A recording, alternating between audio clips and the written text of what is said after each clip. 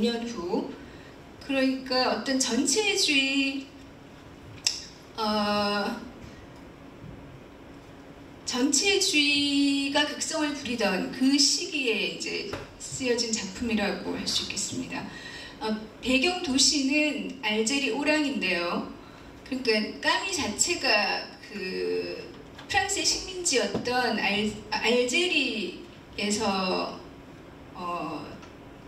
알제리 사람이죠. 그리고 이 알제리 오랑은 아마 두 번째 부인의 고향이라서 까미가 나중에 폐결핵 걸리고 그러고 나서 여기 가서 이제 좀 지냈던 잘 아는 도시이기도 합니다.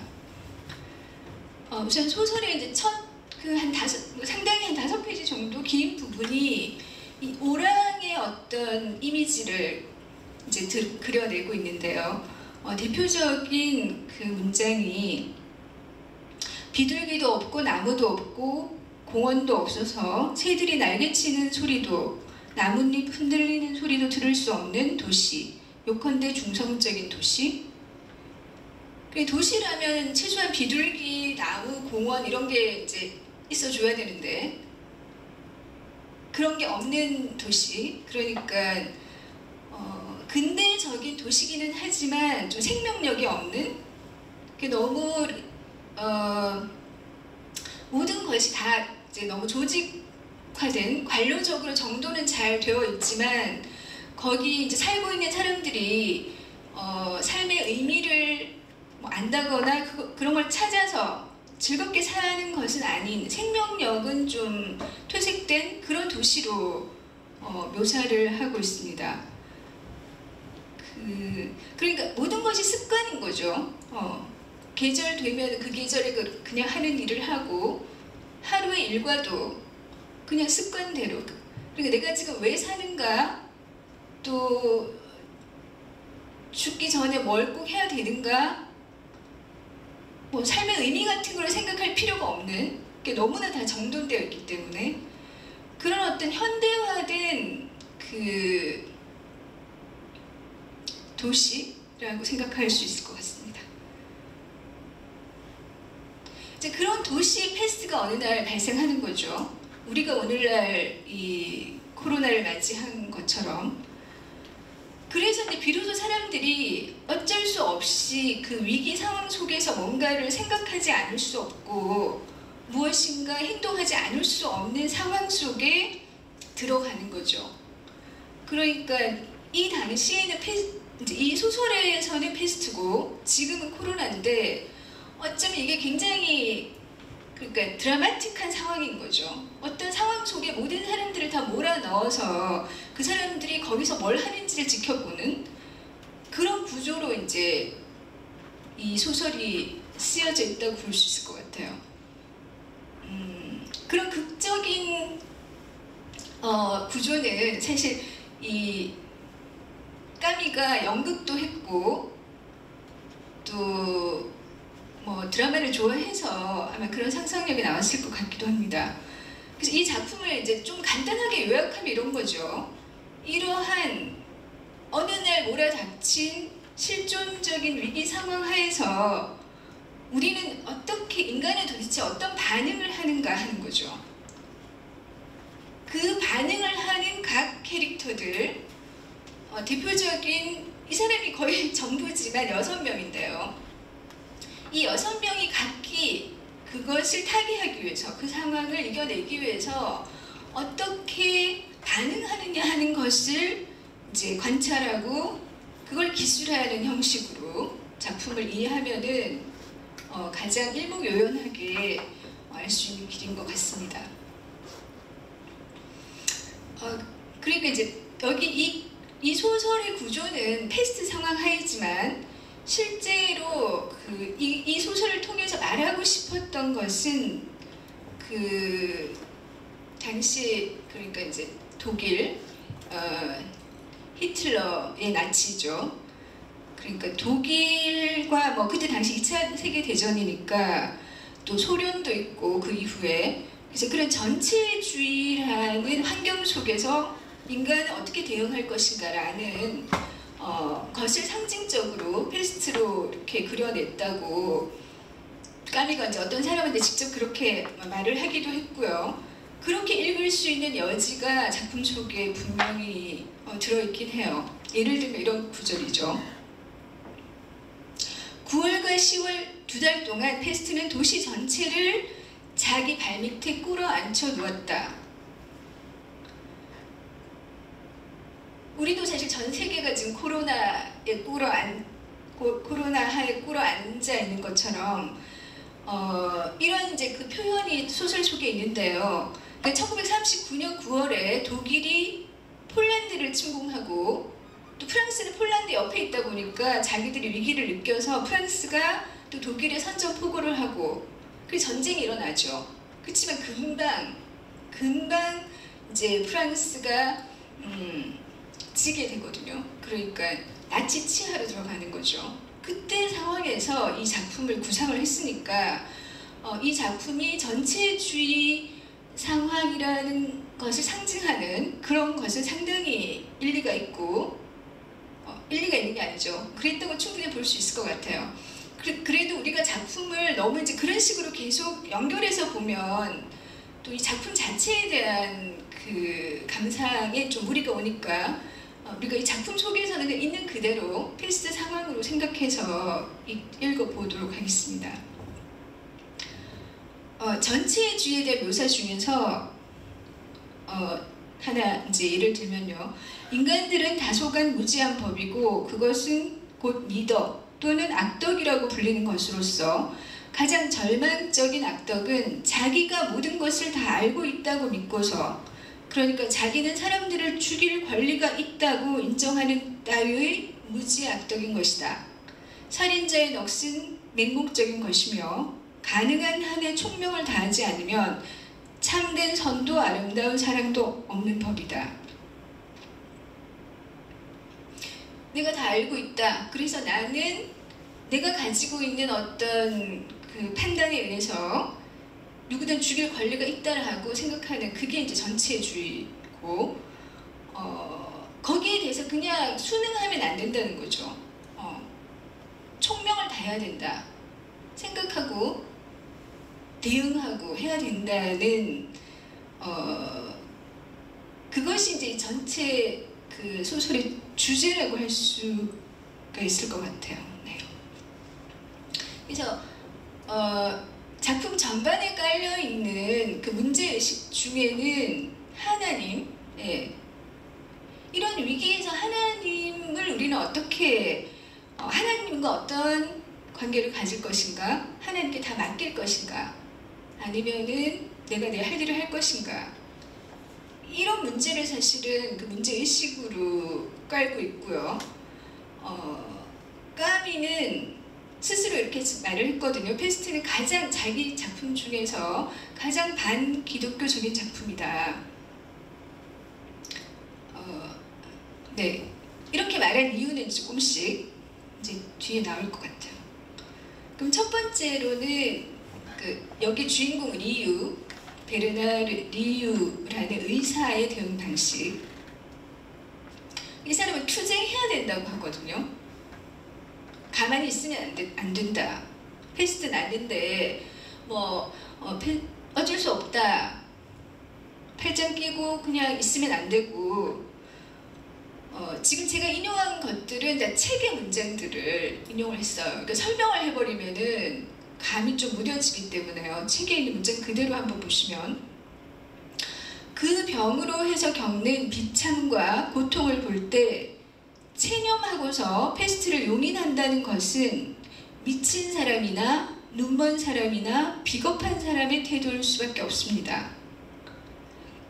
그게 체념하면 안 된다는 거죠. 네. 그래서 그 타루가 선생님 자신은 신도 믿지 않으시면서 왜 그렇게 헌신적이십니까? 이렇게 물으니까 만약 어떤 전능한 신을 믿는다면 자기는 사람들의 병을 고치는 것을 그만두고 그런 수고는 신에게 맡겨버리겠다고 말했다. 그러나 이 세상 어느 누구도 심지어는 신을 생각하는 파눌루는 여기 이 작품에 나오는 신부죠.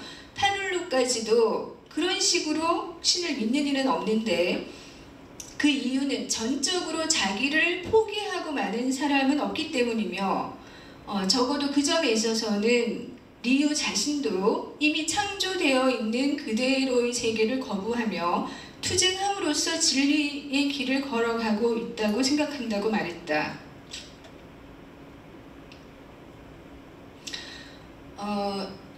저는 이제 이 인용문이 굉장히 의미가 있다고 생각이 되는데요. 그러니까 어떤 성직자나 기독교인이나 뭐 종교인도 사실은 신에게 맡긴다고 하지만 실제로 모든 걸 맡길 수는 없잖아요. 뭔가를 다 하면서 맡기는 거죠. 그래서 자기를 포기하지는 않는다는 거예요. 그래서 기독교에서 이제 흔히 얘기하는 신에게 맡겨버리겠다는 그 의미 속에 들어있는 그 속에 들어있는 이게 뭐라 그래야 될까? 그 속에 들어있는 맹점 그런 것을 찝어낸 거죠. 뭐라도 하면서 사실은 맡겨버리겠다고 한다는 거죠.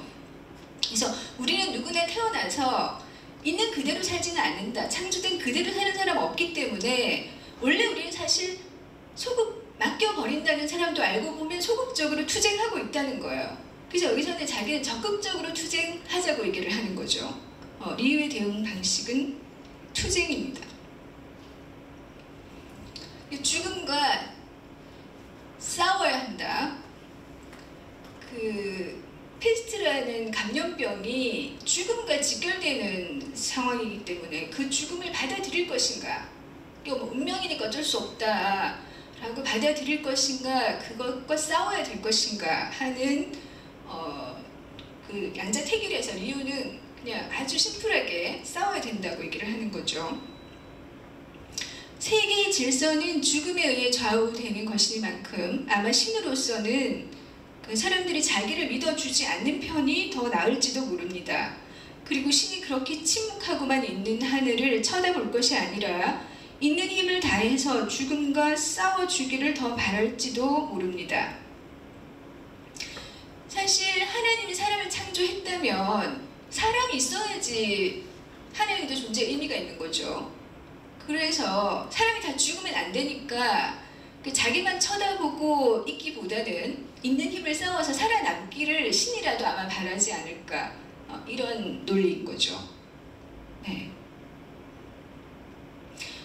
의사 리우에게 패스트는 끝없는 패배, 아무리 노력을 해도 결국 사람들이 뭐 죽고 죽어나가고 또 감염이 되고 그러는 거지만 그래도 있는 힘을 다해서 싸워야 된다. 이것이 리우의 태도입니다. 그 타루가 그 모든 것을 누가 가르쳐 드렸나요, 선생님? 이렇게 물으니까 대답이 즉각적으로 나왔다. 가난입니다. 그래서 리우가 가난한 노동자의 아들로 이제 설정이 되어 있거든요. 그래서 어렸을 때 가난하게 살고 가난이라는 것이 이 세계와 싸워 나가야 된다는 것을 가르쳐 줬다고 얘기를 하고 있는 거죠. 까미 자신도 가난한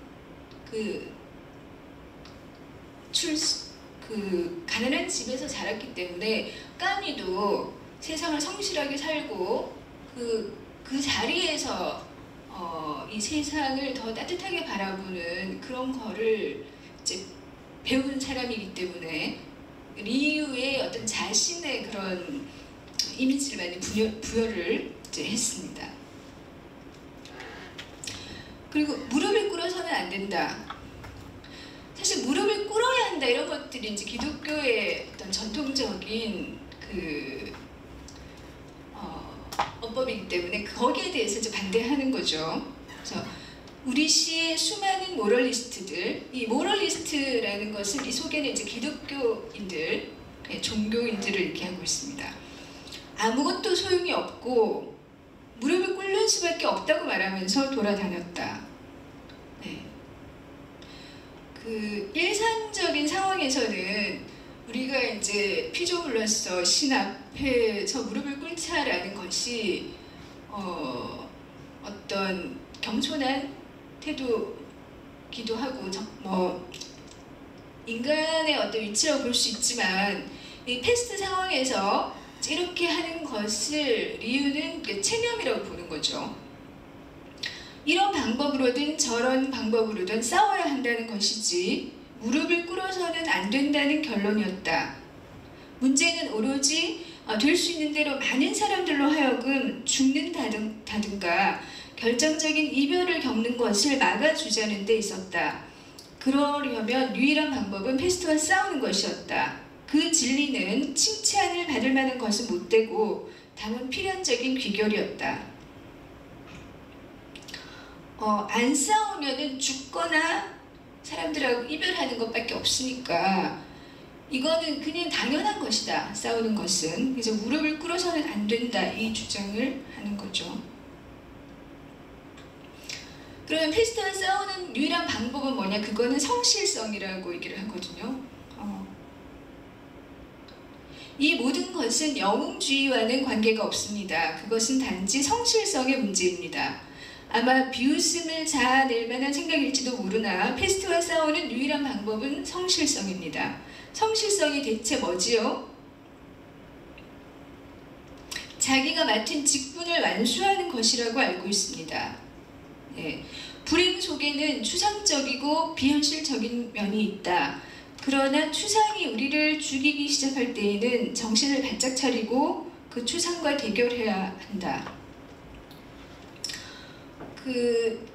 까미가 이제 리우를 통해서 하나의 방법론으로 제기하는 게 이게 자기 직업 생활에서의 성실성, 매일매일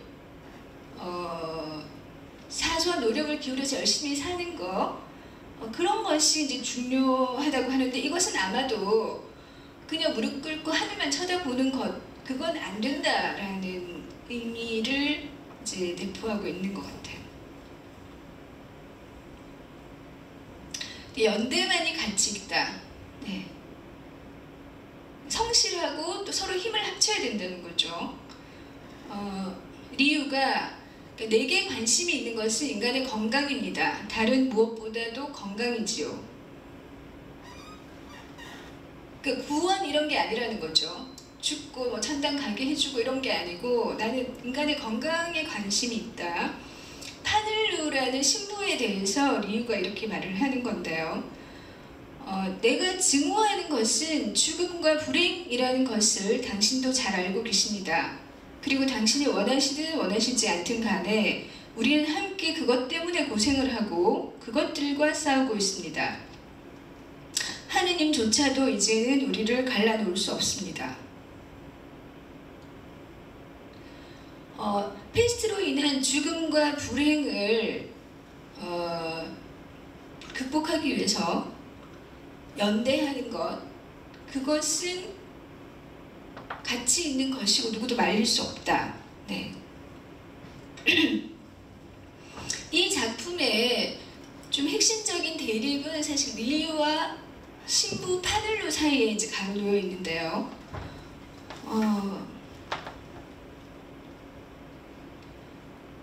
리우가 반항심, 까미의 대표적인 단어도 반항하는 거잖아요. 이 도시에서 반항심밖에 못 느낀다고 얘기할 때 파늘루는 그렇지만 아마도 우리는 우리가 이해할 수 없는 것을 사랑해야 할지도 모릅니다. 그러니까 다 이해할 수 없지만 사랑하는 거, 이런 것이 기독교적인 사유의 방식이잖아요. 그러니까 이거 다 이해 못하지만 받아들이라는 거죠. 그래서 리우가 어린애들마저도 주리를 틀도록 창조해 놓은 이 세상이라면 나는 죽어도 거부하겠습니다. 파늘루는 그때 이제 은총에 대해서 얘기를 하고요. 또 리우가 우리는 신성 모독이나 기도를 초월해서 우리를 한데 묶어주는 그 무엇을 위해서 함께 일하고 있어요. 파늘루가 이제 어떤 신이라던가 구원이라던가 이제 그 은총에 대해서 얘기할 때 리우는 건강, 뭐 연대 이런 것들을 이제 땅의 것을 얘기하는 거죠.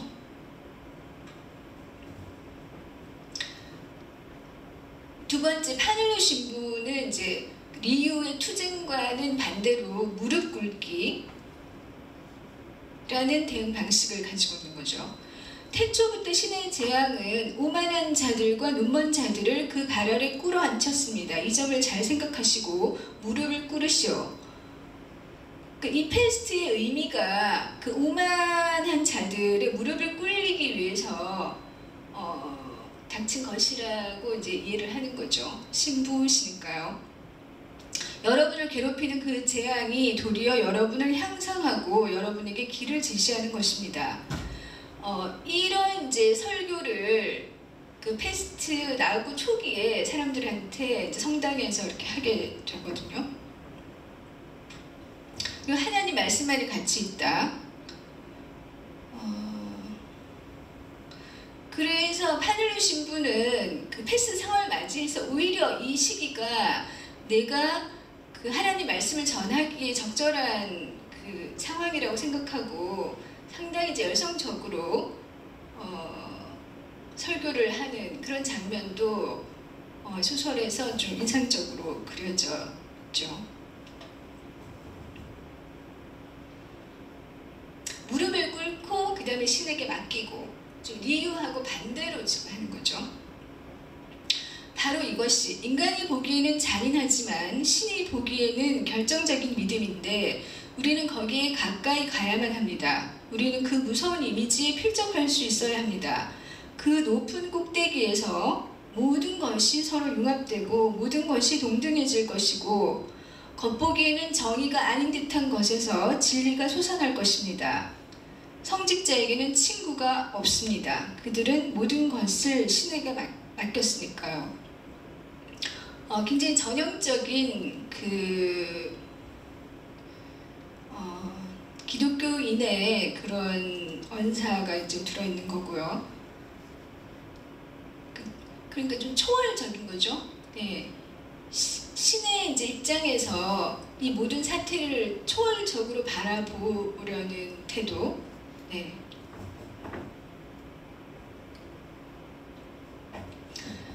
그리고 리유가 이제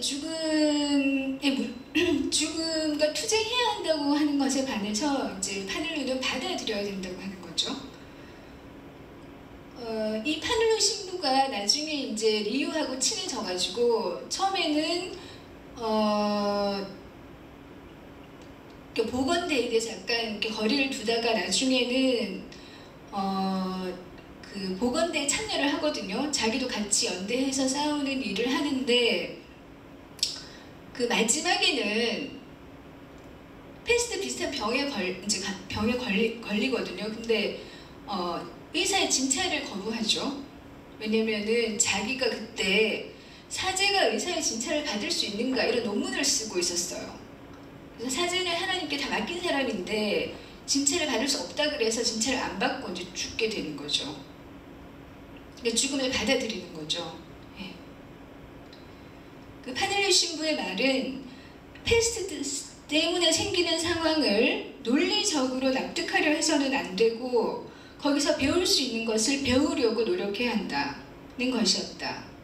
리유가 막연하게나마 이해한 것은 페스트에 대해서 신부로서는 아무것도 설명할 것이 없다는 것이다.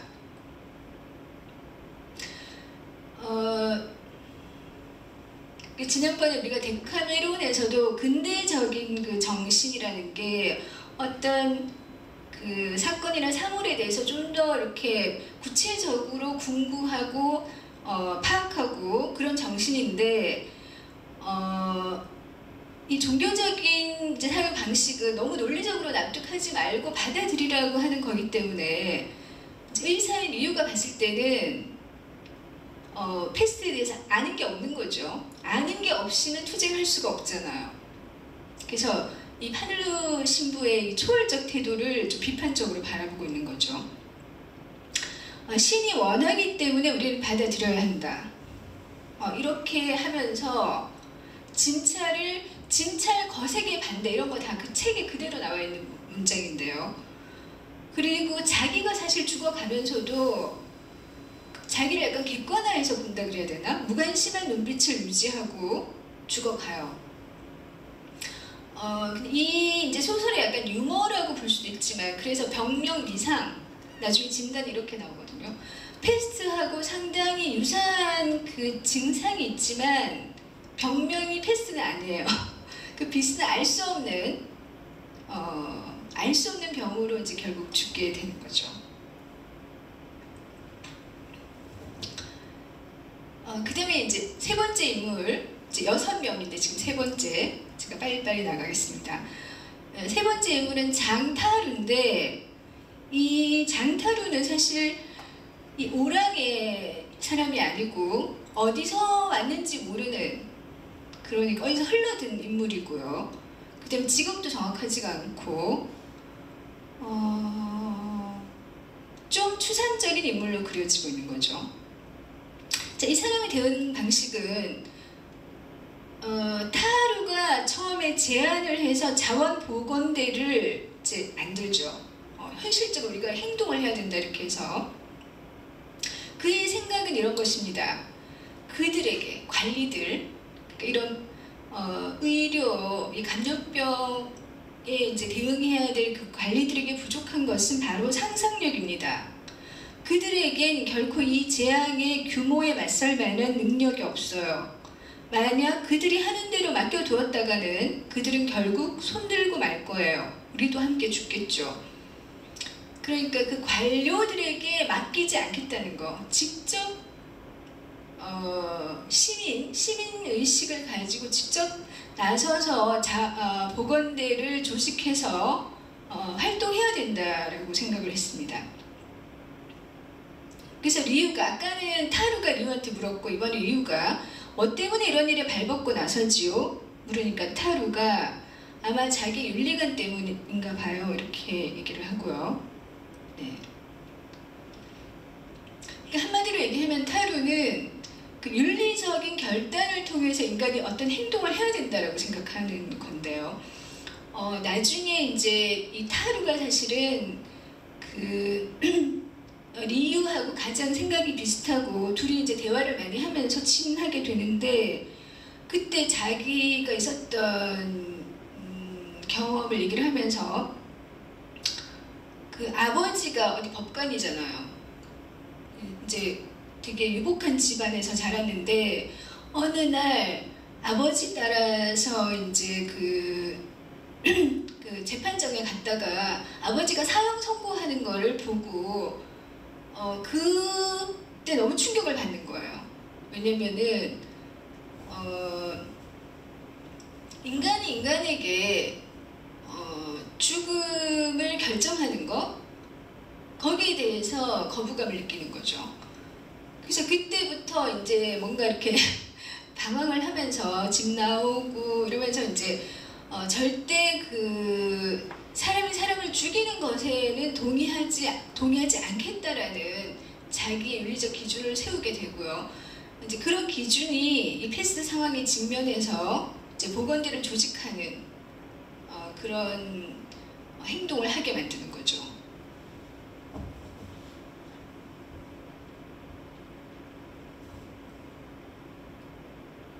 그 죽음과 살인을 거부하는데 그 사형 집행을 선고하는 그 장면을 보고 나서 자기는 스스로 끊임없이 패스트를 앓고 있었다 이렇게 표현을 합니다.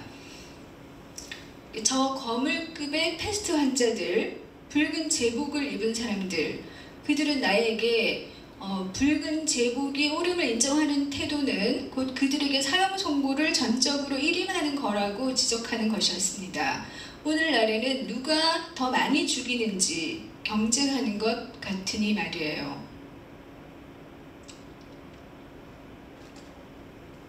이 붉은 제복이라는 게 공산주의를 비롯해서 전체주의적인 사고를 하는 사람들일 텐데요. 그 사람들이 누구에게나 자기가 사형 선고를 내릴 수 있다고 생각하는 거, 그 이제 사고 방식에 대해서 굉장히 전적으로 이제 반대를 하는 거죠. 나는 직접적이건 간접적이건 좋은 이유에서건 나쁜 이유에서건 그 사람을 죽게 만들거나 또는 죽게 하는 것을 정당화하는 모든 걸 거부하기로 결심했습니다. 정확한 윤리적 결단을 가진 인간, 그게 이제 타르인 거죠. 그러니까 정직한 사람, 즉 거의 누구에게도 병독을 감염시키지 않는 사람이란 될 수 있는 대로 마음이 해이해지지 않는 사람을 말하는 것입니다. 그러니까 의지와 긴장이 필요하다는 거죠. 우리가 있는 대로 그냥 나치가 나타나면 그냥 순응하고 패스트가 오면 받아들이고 이렇게 해이하게 살면 안 된다. 정신 바짝 차리고 의지와 긴장을 가지고 거기에 대해서 분석하고 대책을 세우고 투쟁해야 된다. 그렇게 생각하는 거죠.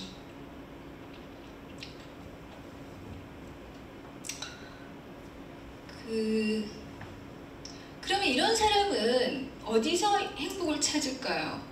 신이 있어가지고 거기서 어떤 마음의 평화를 얻는다거나 그런 것도 아니고 자기가 이제 계속 어떤 윤리적 긴장을 해야 되는데 이런 사람의 마음의 평화는 이제 타르의 방식은 사람 사이의 공감 그런 거를 뭔가 이렇게 만들어내려고 하는 거죠. 네. 그리고 이러한 표현도 제가 좀 인상적으로 봤는데요. 인간의 모든 불행은 정확한 언어를 쓰지 않는 데서 온다. 어떤 멋진 이데올로기 같은 게 사실 알고 보면은 정확한 실제를 반영하는 게 아니지만 정확하지 않은 언어인데 그게 사람들을 설득시켜가지고 뭐 전쟁도 일으키게 되고 여러 가지 분열을 조장하고 그러잖아요. 그래서 그런 그 인간의 불행이라는 게 언어의 부정확한 사용에서 온다. 네, 이런 것도 좀 새겨들을 만한 타르의 표현이었습니다. 그 마음의 평화는 공감에서 온다. 타르의 방식이고요. 그 타르의 관심사는 어떻게 하면 신 없이 성인이 되는가. 이게 사실 까미의 그 관심사이기도 해요. 신이 있으니까 모든 게 너무 이렇게 사람들이 정신을 안 차리고 오히려 더 책임감이 없고 비윤리적이 되고 이렇게 생각을 하는 거죠. 그래서 신 없이 그러면은 그냥 남봉꾼 되는 게 아니고 신 없이 성인이 되는 길을 모색하는 거죠. 네, 그렇게 되려면 용기가 필요하고 희망 없이 마음의 평화는 없는 법. 그 타르는 그 희망을 모르기 때문에 인간에 대한 봉사에서 마음의 평화를 찾으려고 했다고 합니다. 그러니까 사실 조금 불행한 인물인 거죠. 그 공감을 얻지 못하면은 자기는 평화를 잃게 되고 너무 고독해질 수밖에 없는 삶의 방식인데 여기서 이제 복원대를 조직해서 리유하고 어떤 우정을 형성하면서 거기서 안식을 하게 됩니다. 제가 좀 재미없게 계속 얘기를 하는데 이제 좀 재밌게 해볼게요. 이 책 내용이 이게 쭉 설명하니까 좀 일단 이걸 빨리 넘어가야 될 것 같아요. 네 번째는 이 랑베르라는 사람은 파리에 있는 어느 큰 신문사에 근무하는 기자인데요. 여기 아랍인들의 알제리가 아랍 사람들이 살고 물론 프랑스 사람도 같이 살고 있지만 아랍인들의 생활 조건을 취재하는 중인 거죠. 이 사람 알제리 사람 아닌데 여기 취재하러 왔다가 갑자기 그러니까 봉쇄가 되는 바람에 이 도시에 억류된 여행자입니다. 랑베르도 또 상당히 흥미로운 그 삶의 방식을 여기서 보여주죠. 나는 영웅주의를 믿지 않습니다. 나는 그것이 쉬운 것이라는 것을 알고 그것은 살인적인 것임을 배웠습니다. 내가 흥미를 느끼는 것은 사랑하는 위해서 살고 사랑하는 것을 위해서 죽는 것입니다. 좀 파리적이기도 하고요. 개인주의적인 거죠. 그래서 처음에는 계속 오락에서 도망갈 생각만 했어요. 난 여기서 이 사람들하고 아무 연고도 없는데 여기서 있을 이유가 없다 그래가지고 계속 도망갈 궁리를 하다가 나중에 리우하고 타로하고 친해지면서 다시 태도를 바꾸는, 변화하는 인물인데요. 그래서 나는 떠나지 않겠어요. 그리고 여러분과 함께 있겠어요. 자기가 이곳을 떠난다면 부끄러운 마음을 지울 수 없을 것 같다고 말했다. 그렇게 되면 남겨두고 온 그 여자를 사랑하는 것도 거북해지리라는 것이었다.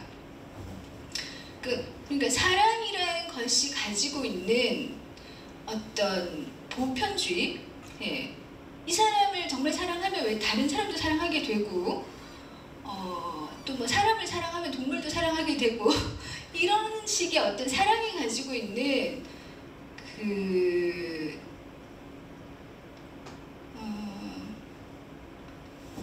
그런 어떤 연결하는 힘, 그런 것 때문에 결국은 이 알제리 오랑 사람들도 자기와 관계없는 사람이 아니라고 의식의 전환을 하게 되는 거죠. 그래서 여기 같이 남아서 복원대에 참여를 하게 됩니다. 그 다음에 이제 조셉 그랑이라는 인물이 있는데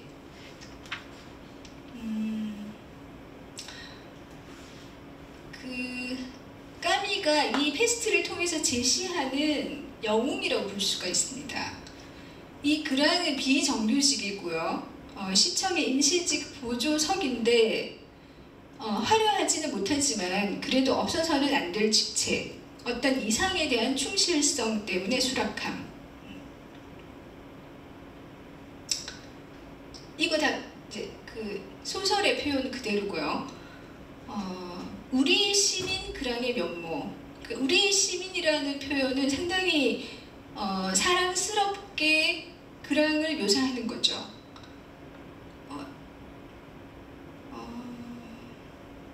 우리가 다 이렇게 돼도 좋다라고 하는 그 이제 가치 판단이 들어있는 표현입니다.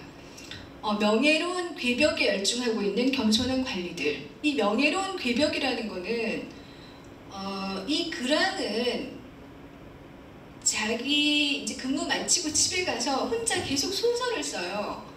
소설을 쓰는데 그것도 길게 쓰는 거 아니고 한 문장을 계속 고치는 거죠. 자기 마음에 들 때까지.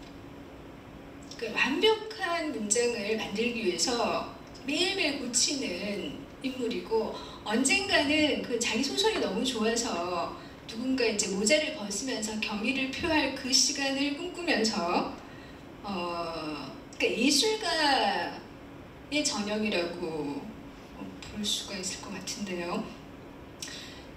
까미의 또 다른 분신이라고 할 수도 있습니다. 까미도 이제 글 쓰는 사람이니까. 그러니까 자기가 좋아하는 그 표현에 열중하는 그런 것들이 그런 게 이제 아름다운 삶이라고 보는 거죠. 분명히 그랑은 페스트와는 천리가 멀리 떨어져 있었다. 그랑이야말로 복원대를 살아 움직이게 하는 그 조용한 미덕의 실질적 대표자였다. 그는 자기가 지닌 선의로 주저함 없이 자기가 맡겠다고 말했던 것이다. 그는 다만 자질구레한 일에 도움이 되고 싶다고 했다. 처음에 이제 복원대를 조직할 때 가장 밝게 주저함 없이 나선 사람이 이 그랑이었고요. 그러니까 이제 까미가 얘기하는 거는 이런 사람이 필요하다는 것이죠. 뭐 뛰어난 영웅이라던가 자기 이데올로기를 가지고 큰 일을 하겠다는 사람이 아니라 남을 위해서 우리가 지금 이런 자원 복원대를 만들어야 된다는 사실에 대해서 단순하게 그냥 동의하는 사람, 그게 너무 당연하기 때문에 그런 시민이 위대하다고 보는 거죠. 그랑이 하는 말이 페스트가 생겼으니 막아야 한다는 건 뻔한 이치입니다. 만사가 이렇게 단순하면 좋으련만, 이 그랑의 대사거든요. 이렇게 말하면서 쉽게 수락을 하고 또 와서 굉장히 열심히 돕고, 이런 인물이 이제 그랑인 거죠. 그러니까 선의를 가지고 있고 개인주의적인 자기 실현에 몰두하는 그런 인물. 네, 함께 한다는 거, 이것도 좀 중요한 미덕인데요. 지금 그랑에 대한 표현이 이어집니다. 이 보잘것없고 존재도 없는 영웅, 가진 것이라고는 약간의 선량한 마음과 아무리 봐도 우스꽝스럽기만 한 이상밖에는 없는 이 영웅을 여기 제시하고자 한다. 그랑이 기울이는 매일매일의 사소한 노력, 그러니까 매일매일의 그 사소한 노력, 단어 하나를 계속 고치면서 더 완벽하게 만들려고 애쓴다거나 보건대에서 열심히 일을 하는 이런 것들은 영웅의 위대함, 또 뭐 성직자의 위대함, 그런 건 아니지만 이런 게 가치 있고 이런 게 남을 도울 수 있는 사랑의 표현이라는 거죠. 그 리우가 함께 사랑하든가 함께 죽든가 해야지 그 이외에 다른 방법은 없어. 그들은 너무 멀리 떨어져 있으니. 이거는 이 오랑이라는 지역이 이제 봉쇄가 되고 이게 뉴스에 나가니까 그 멀리 이제 도시에서 구호품 같은 거를 막 보내주거든요. 우리 대구도 옛날에, 예전이 아니라 초기에 이제 그런 구호품을 많이 받았잖아요. 그 구호품을 보내는 그 사람들에 대해서 이제 약간의 이렇게 차별화를 하는 거죠. 보내니까 고맙긴 하지만 우리가 여기서 함께 이렇게 폐쇄된 공간에서 함께 있는다는 거, 함께 투쟁한다는 것이 가치 있다고 생각을 하는 거예요.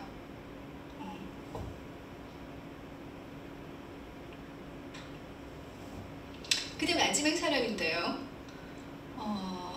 이 코타르라는 인물은 그 페스트가 오기 전에 어떤 혐의가 있어서 그 감옥에 갈 뻔했는데 그 스스로 이제 자살 시도를 해요. 근데 어쩌다 이제 살아났고 그 다음에 페스트가 온 거예요. 원래 직업은 포도주와 리퀘르의 대리점이고 항상 외톨이고 그런 사람인데 페스트가 오니까 자기는 조금 더 자유로워진 거죠. 당장 안 잡혀가도 되고. 그래서 페스트 안에 있는 게 더 편안해요. 그런데 왜 내가 그것을 저지하는데 끼어들어야 하는지 알 수 없군요. 그러니까 이 코타르는 이 자원봉사대에 있는 사람들하고 계속 연결되고 친구긴 하지만 적극적으로 여기 이제 활동을 안 하죠. 그리고 이런 상황에서 좀 더 활기를 찾아가고 페스트가 오히려 이 사람을 보호해 준다고 해야 되나? 더 생기가 도는 그런 사람이 됩니다. 코타르의 말은 그는 혼자서 죄수가 되는 이보다는 모든 사람과 함께 포위당해 있는 편을 더 좋아한다. 계속 떠들어 보십시오. 나는 먼저 다 겪고 났으니까요. 그러니까 자기의 불행, 자기는 이제 스스로 너무 불행한데 페스트 때문에 사실 모든 사람이 다 불행하게 된 게 오히려 마음이 편안해지는 거죠. 나도 너희들이 지금 그렇게 수선을 떠는 거, 엄살 부리는 거, 나는 다 겪었어.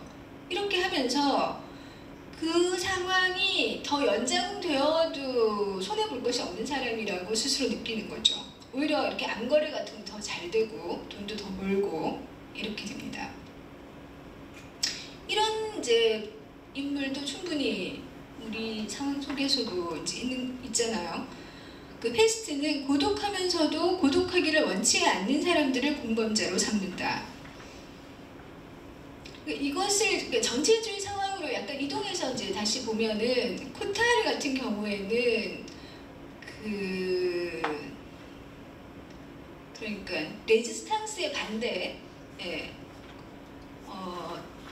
우리나라로 치면 친일파가 되는 거죠. 동조하는 그런 인물이고 그 이제 자원봉사에서 일한 이런 사람들이 그 히틀러에 이제 저항하는 그 유럽의 레지스탕스를 이제 하는 걸로 이렇게 해석할 수도 있겠습니다.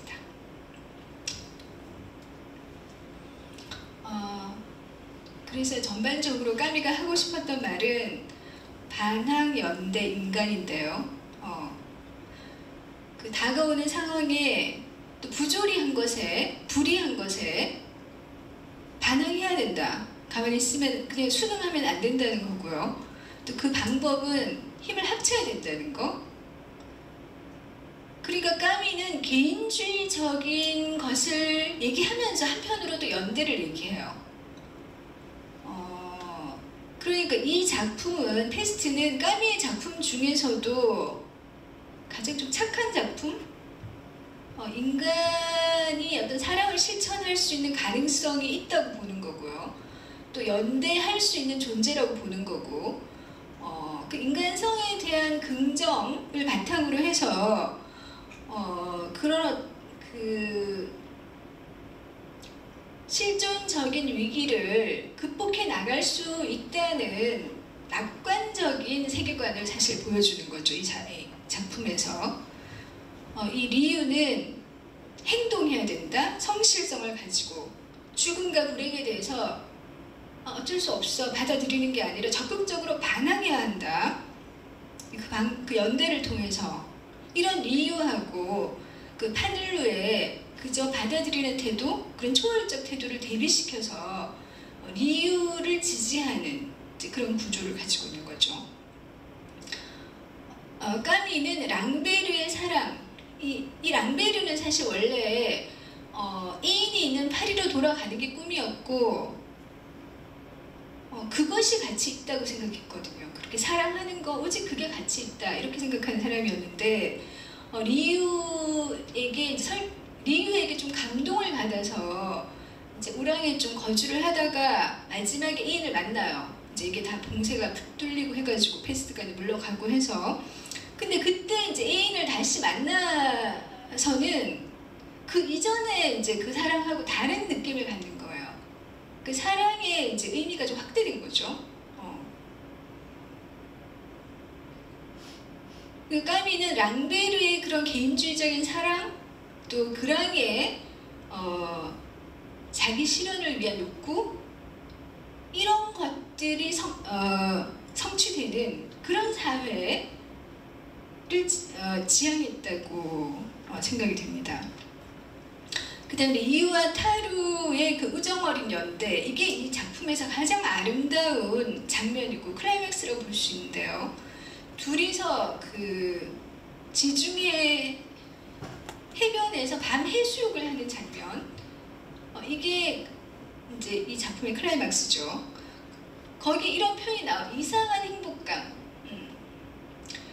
그 리유가 의사고 성격 좀 건조하고 모든 걸 객관적으로 파악해서 해결하려는 그런 과학자의 태도를 가지고 있기 때문에 뭐 과장된 감정 이런 거 안 나와요. 그냥 이상한 행복감을 느꼈다고 하고, 좀 해방감, 페스트의 그런 억압으로부터, 긴장으로부터 좀 해방감을 느끼고 둘이서 나란히 이렇게 그 수영을 하면서 나아가는 그 장면이 인간과 인간이 서로 연대를 해서 느낄 수 있는 최고의 행복, 그런 걸 표현하는 그 묘사가 있는데, 그게 가장 아름다운 그 장면이죠, 소설에서. 예.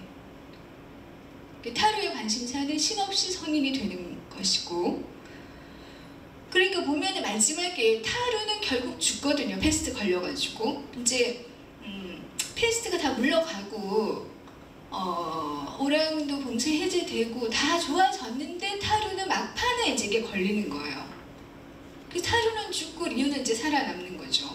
그러니까 저는 이게 여기서 조금 생각을 하게 되더라고요. 왜 그러면은 까미는 타루는 죽게 만들었을까? 타루도 똑같이 고생하고 선의를 가지고 있었는데,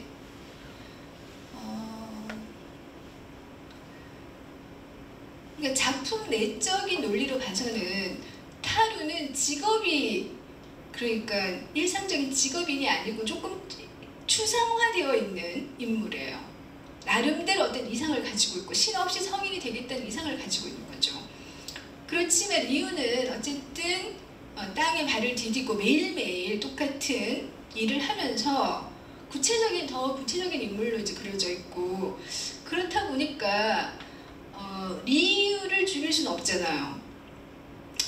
그러니까 그 소설의 어떤 시적 정의랄까 그런 측면에서도 소설이 가지고 있는 이런 사람이 죽고 주인공이 또 죽으면 안 되니까. 그렇지만 타로까지 다 살기에는 우리 현실이 어떤 선의를 가졌다고 해서 다 사는 건 아니거든요. 사람들이 쉽게 선의에 나서지 못하는 이유가 그러니까 시적으로는, 예술적으로는, 예술 작품 안에서는 살아남지만 현실에서는 좋은 일 하러 나섰다가 죽기도 하잖아요. 패스트 자원봉사하면 아무래도 자주 접촉하면 더 죽을 가능성이 많으니까 못 나가는 건데, 그런 어떤 리얼리티를 좀 반영한 것 같아요. 죽을 수도 있다는 거죠. 죽을 수도 있는 가능성을 가지고도 남을 위해서 행동을 하고 연대를 하고 이런 것이 더 가치 있다, 이렇게 말하기 위해서 이제 까미가 장타루를 그렇게 희생시킨 것이 아닌가라는 생각을 해봅니다.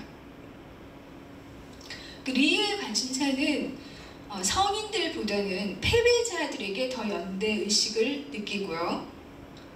그저 인간이 되겠다는 것, 이게 소설 그대로 표현이죠. 이 까미의 또 말이기도 해요. 하늘, 구원, 내세 이런 거 아니고 땅, 그러니까 킹덤 오브 얼스, 땅의 왕국, 그냥 인간 그 자체가 중요하다. 그게 이제 까미의 메시지인 거죠.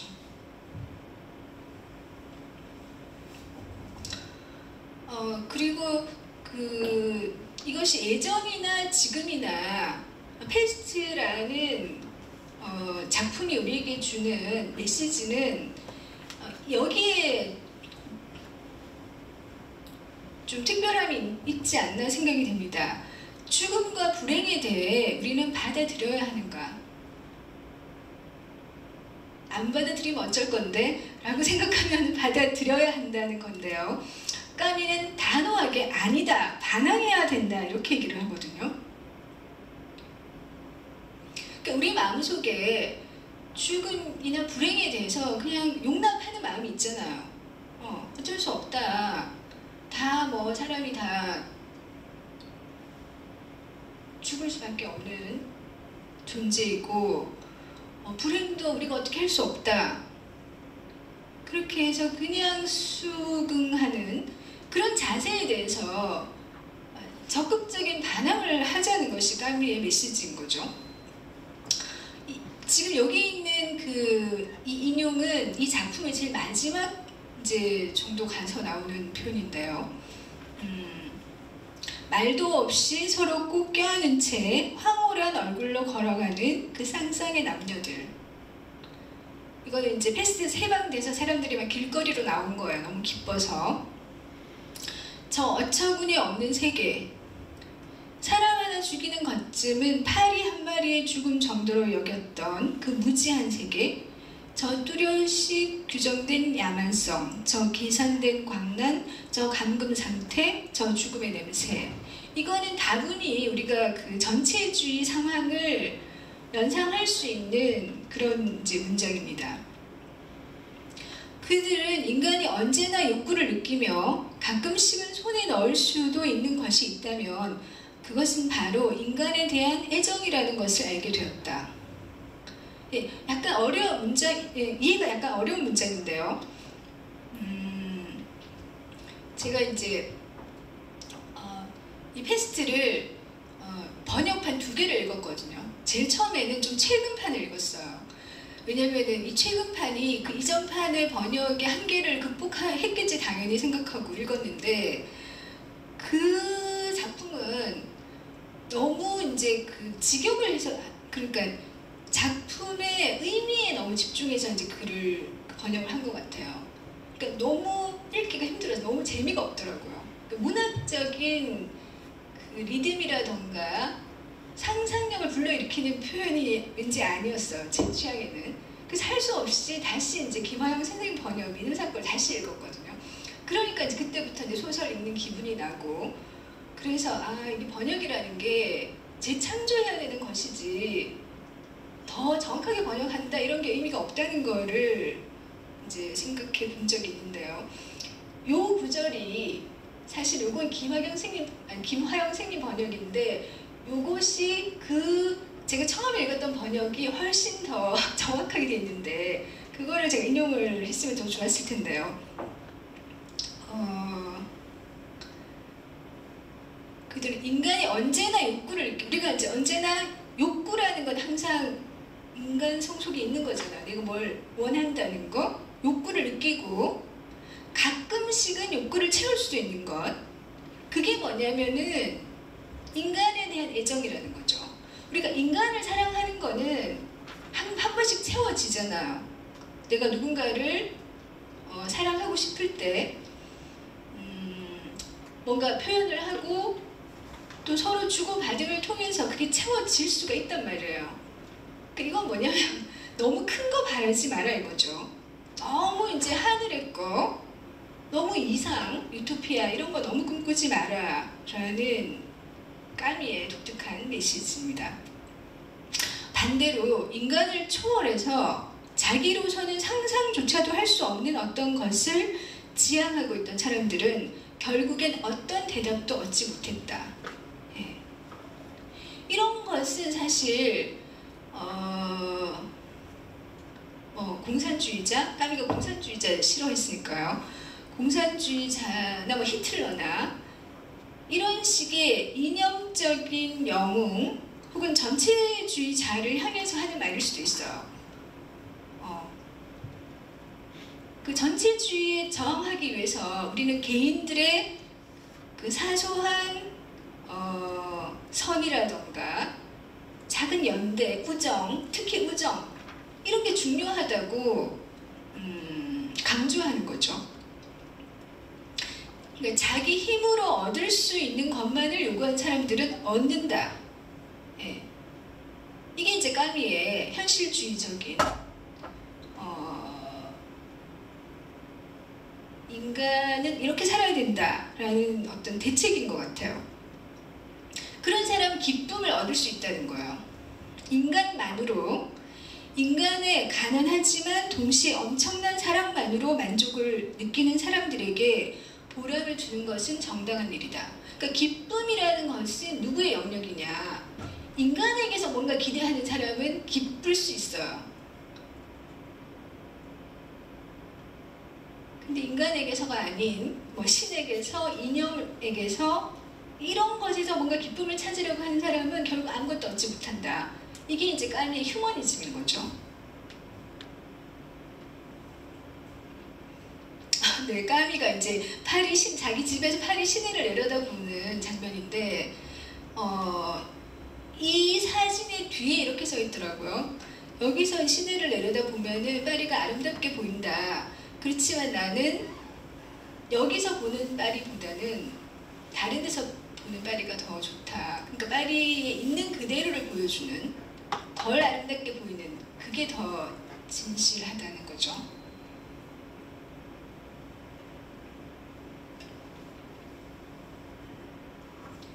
이건 좀 이상한 말인데. 그러니까 이제 까미가 하고 싶었던 말은 서로 이제 사랑해야지 우리가 인간의 기쁨을 느낄 수 있다는 거고요.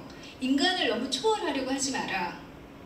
그리고 사랑해야 할 혹은 사랑하지 말아야 할 이유를 너무 따지지 말고 연대해서 죽음과 불행을 이겨내자. 함께 살고 사랑하자. 예.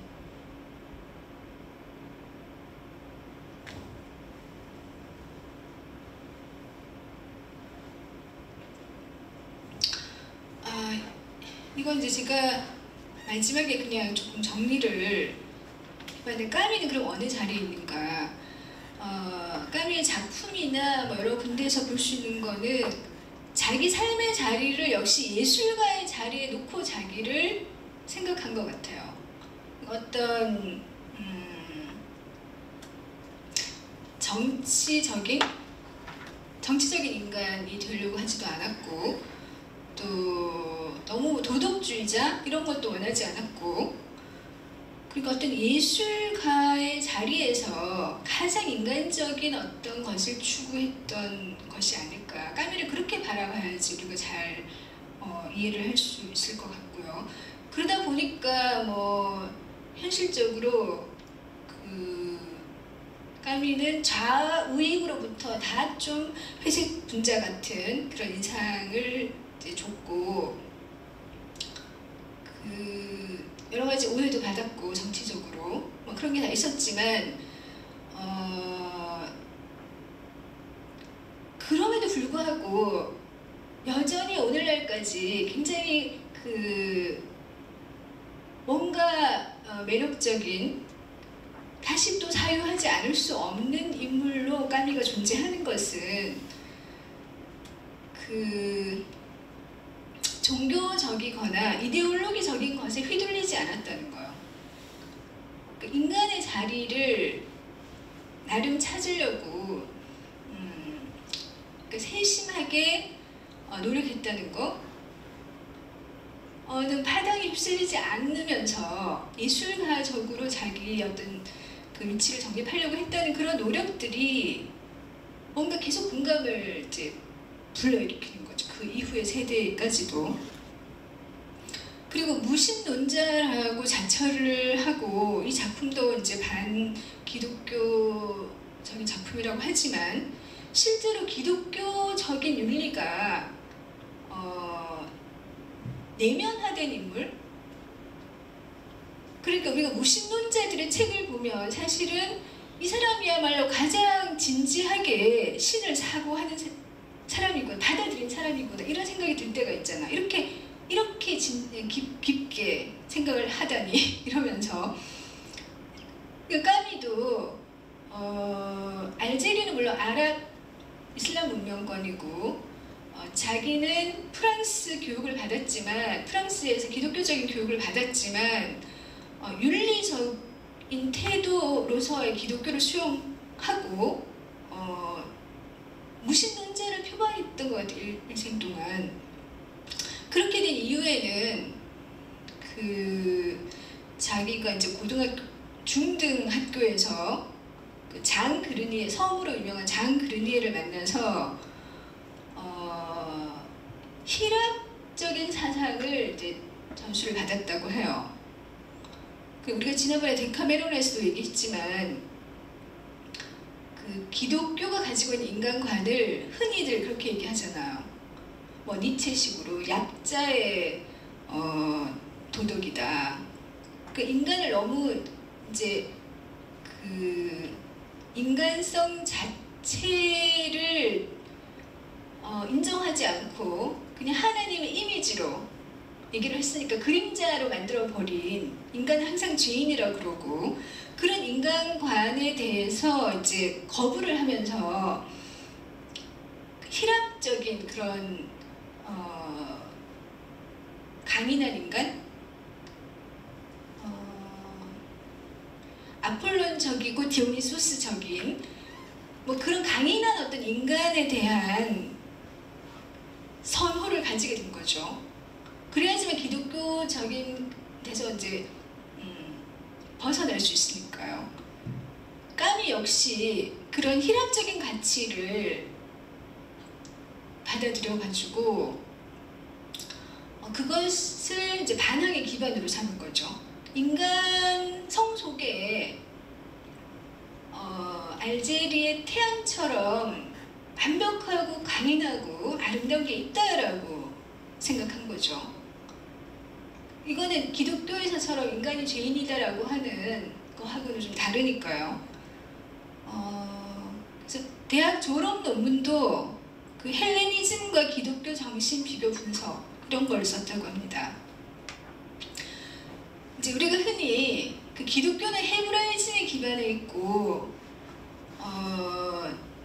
근대 이제 기독교, 근대 정신은 그 중세 헤브라이즘에 기반한 종교적인 그 권위주의를 극복하기 위해서 헬레니즘을 이제 받아들인 거잖아요. 그러니까 그런 것이 사실은 데카메론에서도 나타나 있고 쭉 이어져서 까미의 반항도 여전히 그런 헬레니즘적인 사유에서 나왔다는 거. 예, 그런 거는 제가 좀 새롭게 발견한, 이번 준비를 하면서도 발견한 거였던 것 같습니다. 그래서 결과는 어떻게 됐는가? 그거는 좀 더 생각해 볼 문제인데요. 어쨌든 까미는 오직 인간뿐, 오직 이 세계뿐, 이게 이제 중요하다고 생각을 한 거죠. 그러면서 기독교적인 그 유토피아 사상에서 나온 공산주의를 비롯한 전체주의 이제 거부를 했고, 자본주의도 일종의 자본을 기반으로 한 전체주의로 봤어요. 그래서 미국도 좀 안 좋아하고 이런 걸 다 비판하면서 자기는 그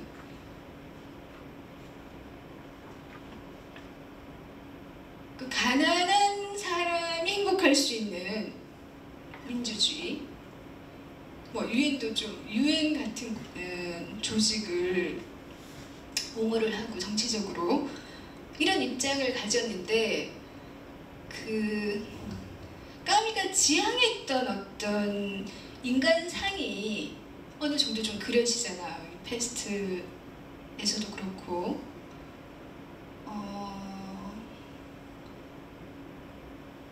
그러니까 근대 이후에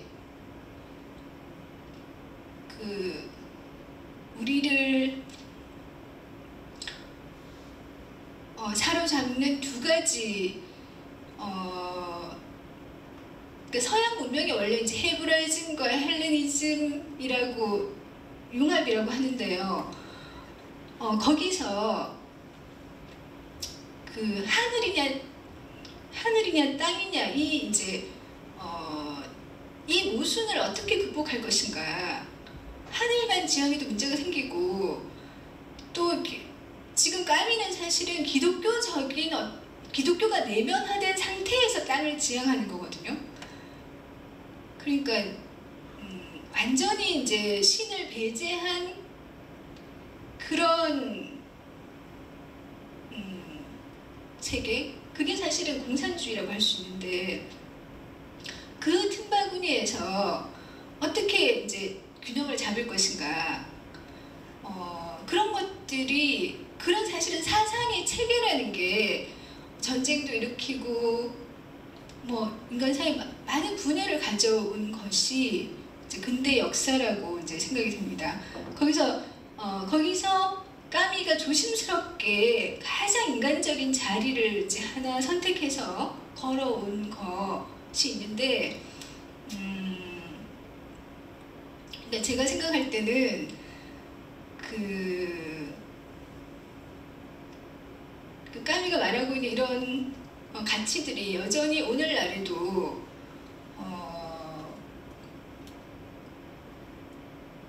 유의미한, 뭔가 우리가 다시 또 생각해 봐야 되는 그 가치 있는 사유라고 생각이 되고요.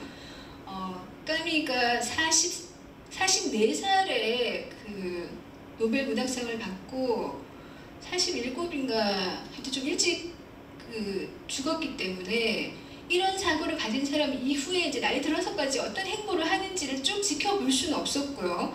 자기의 사상이 가장 순수하게 있을 때 그냥 죽은 것 같아요.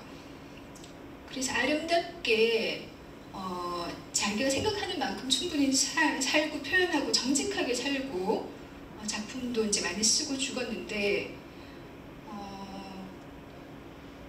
제가 이제 이번에 강의를 준비하면서 이게 정말 뭐 결론이 나지 않는구나 이런 생각을 했는데요. 어쨌든 이제 한 줄로 이제 한 10초 안에 이제 마무리를 하겠습니다. 우리가 지금 살고 있는 이 근대라는 것이 헬레니즘을 이용해서 기독교를 기독교의 이제 부조리한 면을 비판하는 그런 힘들 사이에 존재하고 있구나, 이걸 이제 발견하게 됐고요.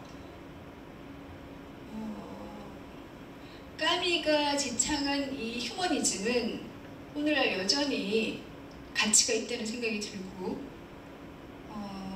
테스트를 읽은 사람과 읽지 않은 사람은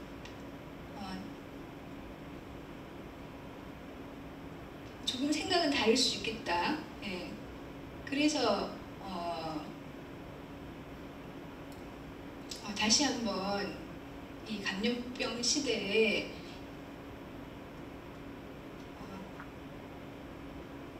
새롭게 또 소환되고 있지 않나, 이런 생각을 해봅니다. 네, 여기까지 하겠습니다.